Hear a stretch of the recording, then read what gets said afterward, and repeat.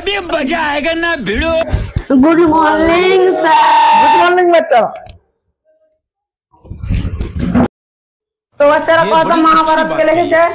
আরে মাস্টার আর লেখাটাকে আরেকে পুজো পড়বো না খো। এই রুক রুক রুক বস। এটা পুটকি জলকাতে 15টা ফলের নাম কহ। देखो अब मैं क्या करता हूँ।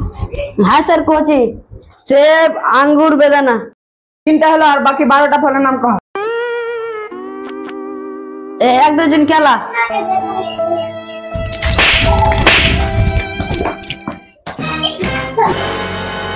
ভালো ছিল ভালো বসে ভালো। চলো পুটকি কেন কেন উপকার মাস্টারকে মারলে কেনাটা বাদ দিয়ে 15টা ফলের নাম পুছিয়ে বসে। ফলের নামটা কইছিলি তুই একবার আমাকে বাতা তো। সেব আঙ্গুর বেদানা। তিনটা তো হলো আর বাকি 12টার নাম বাতা। আর এক ডজন কেলা কইছুনু। मैं तो ठीक है।